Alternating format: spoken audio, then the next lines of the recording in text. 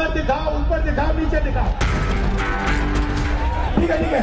अब ये देखो, ये अब इनकी जेब काटेगा। ठीक है।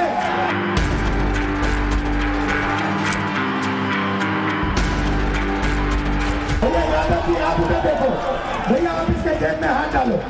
ये देखो, ये जेब काट रहा है।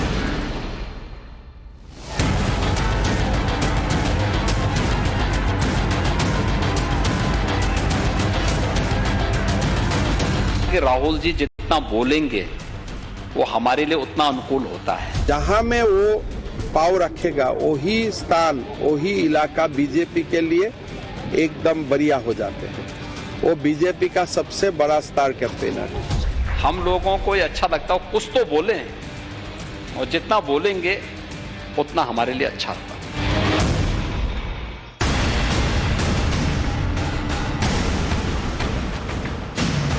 2024 के चुनाव की बिसात बिछ चुकी है। बीजेपी का नया नारा अब की बार 400 पार। राम लहर के साथ मोदी लहर की हवा तेज हो रही है, तो वहीं कांग्रेस जमीन तलाश रही है। साथ ही बीजेपी का दावा ये कि राहुल गांधी जितना बोलेंगे बीजेपी को उतना ही फायदा होगा। वो जहां जहां से गुजरेंगे वो इलाका बीजेपी के फेवर में होगा। यानी राहुल बीजेपी के स्टार कैंपेनर की तरह दिखेंगे।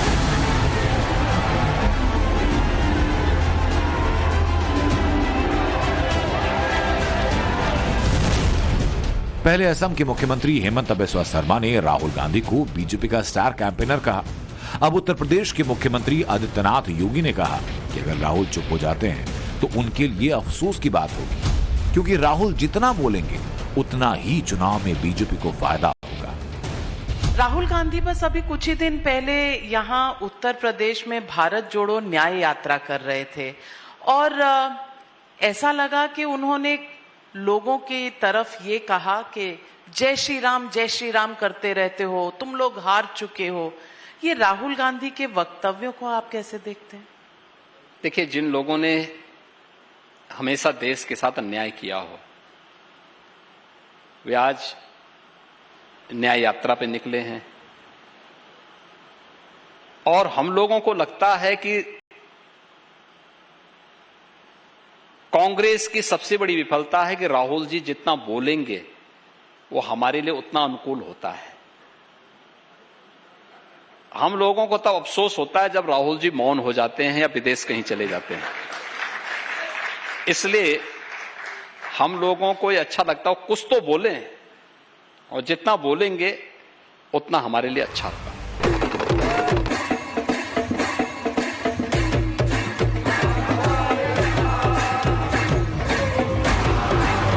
अब आपको फैक्ट के साथ समझाते हैं कि राहुल गांधी को लेकर ऐसा कहा क्यों जा रहा है। राहुल गांधी निकले थे भारत को जोड़ने के लिए, लेकिन वो देश को क्या ही जोड़ते। उससे पहले उनकी पार्टी और उनका इंडिया अलायंस उनसे जुड़ने को तैयार नहीं। राहुल गांधी की भारत जोड़ो यात्रा जब पश्चिम बंगाल पहुंची, उससे पहले ही बंगाल की सीएम ममता बनर्जी ने लोकसभा में अकेले लड़ने का ऐलान किया। बंगाल के बाद राहुल गांधी का पड़ाव था बिहार, लेकिन जब बिहार पहुंचे तब तक इंडिया अलायंस का आइडिया देने वाले नीतीश कुमार फिर एनडीए के पाले में पहुंच गए। राहुल गांधी की यात्रा ने झारखंड में एंट्री ली तो उस वक्त उनके सहयोगी हेमंत सोरेन महातूफान में थे। उन्हें सीएम पद से इस्तीफा देना पड़ा। हालांकि किसी तरह वहां सरकार बच गई। पश्चिमी यूपी में बड़ी हिस्सेदारी रखने वाले आरएलडी के जयंत चौधरी ने अखिलेश यादव का साथ छोड़ दिया। तो उधर महाराष्ट्र में कांग्रेस के बड़े नेता और पूर्व सीएम रहे अशोक चव्हाण ने बीजेपी का दामन थाम लिया। तो इस तरह राहुल गांधी की भारत जोड़ो न्याय यात्रा जैसे जैसे आगे बढ़ती गई, उनके साथी छूटते गए और अलायंस बिखरता गया। कहते हैं कि राजनीति कब करवट बदल ले किसी को नहीं मालूम, और ऐसे मौकों का इंतजार भी होता है। तभी तो असम के मुख्यमंत्री ने महीने भर पहले राहुल गांधी पर चुटकी ले ली और हेमंत बिस्वा शर्मा ने राहुल गांधी को बीजेपी का स्टार प्रचारक बता दिया। उनका कोई लीडरशिप का क्वालिटी है ही नहीं। जहां में वो पाव रखेगा वही स्थान, वही इलाका बीजेपी के लिए एकदम बढ़िया हो जाते हैं।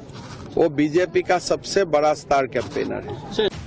करीब 20 साल से राहुल गांधी सक्रिय राजनीति में 4 बार चुनाव जीतकर सांसद बने, लेकिन ऐसा क्या है कि राहुल हर बार अपने बयानों की वजह से सामने वाली पार्टी को वॉकओवर देते हैं। सवाल नंबर 1, क्या राहुल गांधी जनमानस के असली मुद्दों को पहचान नहीं पाते? क्या राहुल बार बार भारत की आत्मा को पहचानने में चूक जाते हैं? क्या राहुल गांधी भाषा की मर्यादा को पार कर जाते हैं? ऐसी कोई बात नहीं है कि लहर है, ऐसी कोई बात नहीं है। मैंने आपको उस दिन भी बताया, ये बीजेपी का एक पॉलिटिकल प्रोग्राम है। आप हार मान गए और 24 घंटा जय श्री राम, जय श्री राम, जय श्री राम। दोनों बयान राहुल गांधी ही दे रहे हैं। पहले में वो ये मानने के लिए तैयार नहीं कि देश में राम लहर है। दूसरे में कांग्रेस की न्याय यात्रा के दौरान वो अपनी ही बात से पलट गए और लोगों से ये कहते हुए नजर आए कि 24 घंटे जय श्री राम क्यों कर रहे हैं। अब फैक्ट राहुल गांधी ही जाने कि देश में राम लहर है या फिर अब कांग्रेस के कार्यकर्ता की जुबान पर राम नाम बैठ गया है। वैसे राहुल के फैक्चुअल नॉलेज को हम एक फैक्ट्स के जरिए दिखा देते हैं। राम मंदिर उद्घाटन के बाद देश में राम लहर को लेकर टाइम्स नाउ नवभारत और मेट्रिज ने मिलकर देशव्यापी सर्वे किया। सवाल पूछा कि अयोध्या में राम मंदिर प्राण प्रतिष्ठा से बीजेपी को कितना फायदा होगा। बीते 7 फरवरी को हमने ये सर्वे देश के सामने रखा। सर्वे में आए नतीजों के मुताबिक राम मंदिर से बीजेपी को फायदा होता दिख रहा है, लेकिन जनता का यही मूड राहुल गांधी को हजम नहीं हो रहा। फाइनल चुनावी परीक्षा में बहुत ज्यादा वक्त नहीं, लेकिन कांग्रेस के साथी टूट रहे हैं, छूट रहे हैं। इंडिया अलायंस का चेहरा कौन होगा अभी तक डिसाइड नहीं। अलायंस का चुनावी मुद्दा क्या होगा ये तय नहीं, और इसी को लेकर बीजेपी हमलावर है। हर चुनाव के दौरान साथ आते हैं और जब परिणाम नील बटा सन्नाटा आता है तो ये एक दूसरे को गाली देते हुए अलग हो जाते हैं। लेकिन ये लोग जानते नहीं, ये बनारस हो, यहां सब गुरु हो, यहां इंडी गठबंधन के पैंतरा ना चलिए। राम लहर और मोदी की गारंटी के सामने इंडिया अलायंस का कॉन्फिडेंस डगमगाता दिख रहा है। राहुल गांधी की बौखलाहट दिख रही है। अब सुनिए जरा कि न्याय यात्रा के दौरान वो किस कदर भाषा की मर्यादा लांघ गए। तो सबसे पहले उसको इधर दिखाओ, उधर दिखाओ, ऊपर दिखाओ, नीचे दिखाओ। ये जो मैंने अभी यादव जी के साथ किया, ये काम नरेंद्र मोदी जी देश के साथ कर रहे हैं। भैया यादव जी आप उधर देखो, भैया आप इसके जेब में हाथ डालो। जेब ये देखो, ये जेब काट रहा है, इसका नाम अदानी।